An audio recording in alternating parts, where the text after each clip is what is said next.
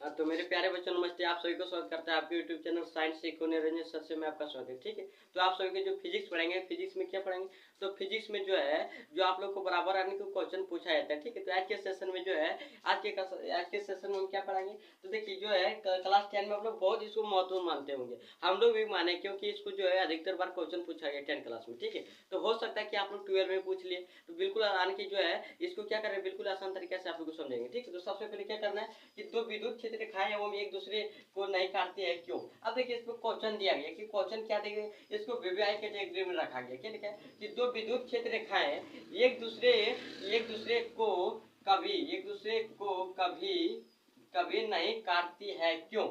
कभी नहीं, कारण की दो विद्युत क्षेत्र रेखाएं हैं एक दूसरे को कभी नहीं काटती है क्यों, ऐसा क्यों होता है। तो देखिए हमको उत्तर में आने जवाब में क्या देंगे, तो उत्तर में लिखेंगे तो विद्युत क्षेत्र रेखाएं एक दूसरे को नहीं काटती है क्योंकि अगर दो विद्युत क्षेत्र रेखाएं रेखाएं रेखा एक दूसरे को काटेगी तो कटान बिंदु पर दो अलग अलग दिशा होगा जो संभव नहीं है। इसमें बोल रहा है कि दो विद्युत क्षेत्र रेखाएं एक दूसरे को नहीं काटती है क्योंकि अगर काटेगी तो कटान बिंदु पर दो क्या लिखा है, दो अलग अलग दिशा एवं परिणाम होगा जो कि संभव बिल्कुल नहीं है। ठीक, तो इस प्रकार से आप लोग को जवाब दे सकता है, बिल्कुल आसान तरीके से लिखें इसमें। ठीक है, अब देखिए क्या करना है कि इसमें आप लोग को जो क्वेश्चन बार बार पूछाए थे क्लास 12 में, ठीक है, क्लास 12 में आप लोग को जो बार बार क्वेश्चन पूछाए थे कि विद्युत फ्लक्स क्या है या फिर विद्युत ध्रुव क्या है, तो सबसे पहले हम लोग क्या जाने विद्युत ध्रुव क्या है। ठीक है, अब विद्युत ध्रुव क्या है, तो इसके पहले देखिए क्या है कि विद्युत ध्रुव जब दो समान परिणाम एवं विपरीत प्रकृति के आवेश,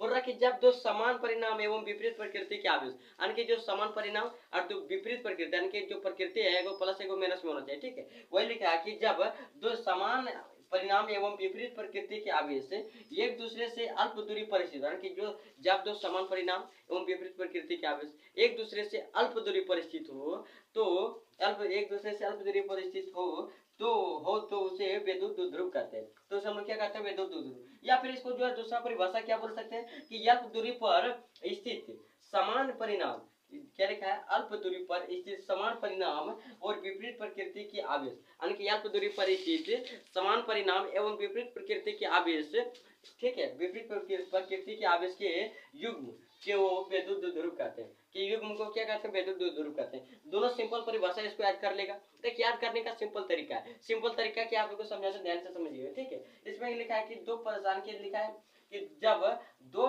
समान परिणाम, यानी कि जब दो समान परिणाम एवं विपरीत प्रकृति के आवेश एक दूसरे से क्या बोल रहा है, अल्प दूरी पर स्थित हो। ठीक है, एक दूसरे से अल्प दूरी पर स्थित हो। ठीक है, ध्यान से समझिएगा।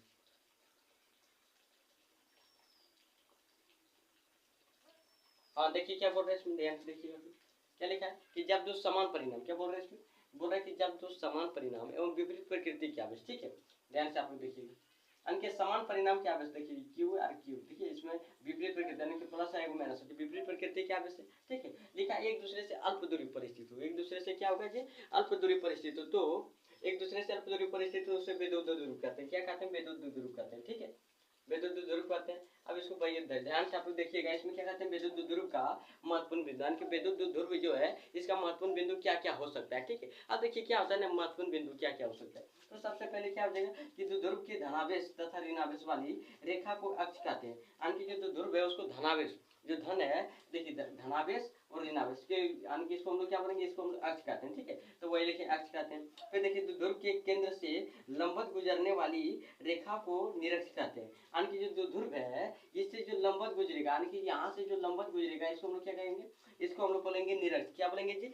निरक्ष बोलेंगे। ठीक है, यानी कि जो लंबवत गुजरेगा उसको क्या बोलेंगे, जैसे यहाँ खींचेगा इसको बोलते हैं निरक्ष, इसको क्या बोलेंगे, निरक्ष। ठीक है, समझ में आ रहा है कि नहीं आ रहा है, लंबवत गुजरने वाली रेखा को हम लोग क्या बोलेंगे, निरक्ष कहते हैं। ठीक है, अब देखिए इसको निरक्ष कहते हैं। अब तीसरा पॉइंट लिखा रहे, पहले आप लोग इसे नोट कीजिए, 2 मिनट का समय दे रहे हैं, तो आप लोग नोट कर लीजिए।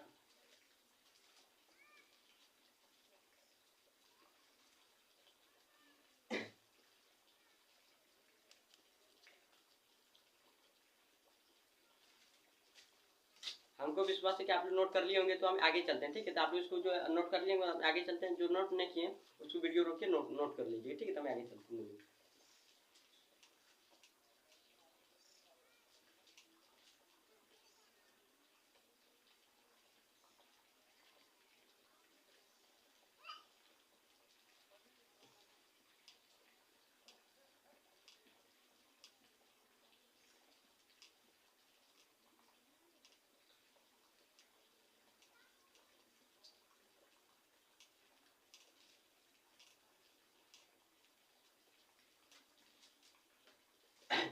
देखिए हम क्या बोल रहे थे, विद्युत द्विध्रुव का महत्वपूर्ण बिंदु। इसमें महत्वपूर्ण बिंदु दो को हम लिखा चुके हैं, यानी कि द्विध्रुव के धनावेश तथा ऋणावेश वाली रेखा को अक्ष कहते हैं, यानी कि धनावेश और ऋणावेश वाली रेखा को हम क्या बोलेंगे, अक्ष।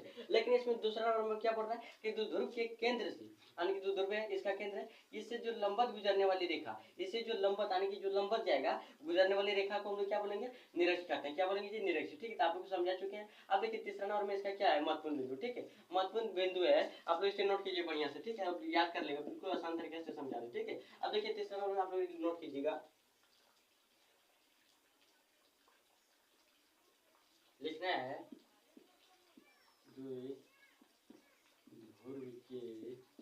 द्विध्रुव के दोनों आवेशों के बीच की दूरी, द्विध्रुव के दो आवेशों के बीच, दो आवेशों के बीच की, देखिए दो यानी द्विध्रुव के दो आवेशों के बीच की दूरी को द्विध्रुव की लंबाई कहते हैं, कि दूरी को द्विध्रुव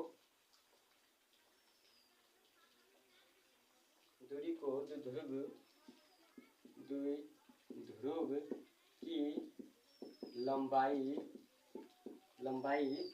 कहते हैं। ठीक है, आप लोग नोट कीजिए पहले, फिर हम तीसरा नंबर बताते हैं। ठीक है, तीसरा नंबर में क्या बताएंगे आप लोग, पहले नहीं चौथा नंबर बताएंगे। ठीक है, पहले आप लोग इसे नोट कीजिए, चौथा नंबर बताते हैं।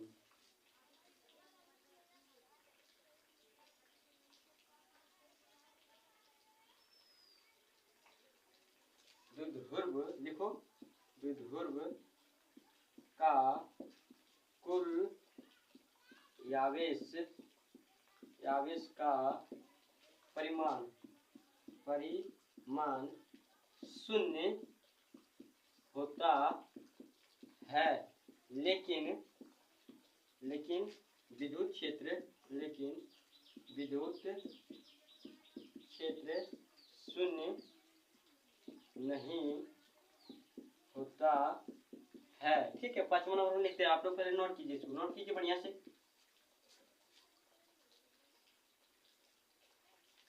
प्रत्येक द्विध्रुव में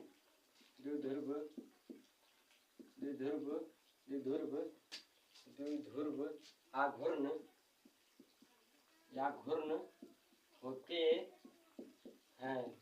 ठीक है, हम क्या बोल रहे हैं इसमें, देखिए हम इसका जो महत्वपूर्ण तथ्य है इसको हम क्या क्या लिखाए थे, महत्वपूर्ण तथ्य में जो है दो पॉइंट हम पहले लिखा चुके हैं। ठीक है, अब देखिए तीसरा पॉइंट में क्या बोल रहा है, इसमें बोल रहा है, देखिए क्या तीसरा पॉइंट में क्या बोल रहा है, द्विध्रुव के दो आवेशों के बीच की दूरी को विद्युत की द्विध्रुव की लंबाई कहते हैं। इसमें देखिए क्या बोल रहा है, दो आवेशों के बीच की दूरी को, जैसे क्या दी एल, इसको एल लंबाई मान लिया, इसको भी एल लंबाई मान लिया, ये क्या केंद्र है वो है। ठीक है, इसके दोनों आवेशों के बीच की दूरी की 2l, इसका क्या हो जाएगा, लंबाई हो जाएगा। तो द्विध्रुव के दो आवेशों के बीच की दूरी को विद्युत यानी द्विध्रुव की लंबाई कहते हैं। इसको लंबाई को हम लोग क्या सूचित करते हैं जी, लंबाई, जैसे लंबाई जो हो गया, लंबाई को हम लोग 2l से लिखे, 2l से, या फिर जो है इसको या फिर क्या लिखते हैं 2a से भी सूचित करते हैं। ठीक है, द्विध्रुव की लंबाई को। अब देखिए तीसरा नंबर में क्या, चौथा नंबर में क्या बोल रहा है कि द्विध्रुव का कुल आवेश का परिणाम शून्य होता है, यानी कि जो द्विध्रुव है इसका कुल आवेश का जो परिणाम है क्या हो जाएगा, शून्य हो जाएगा, लेकिन विद्युत क्षेत्र क्या होगा, शून्य नहीं होगा। क्या होगा, विद्युत क्षेत्र शून्य नहीं होगा। देखिए ऐसे क्वेश्चन आप लोगों को पूछ सकता है ऑब्जेक्टिव में कि द्विध्रुव के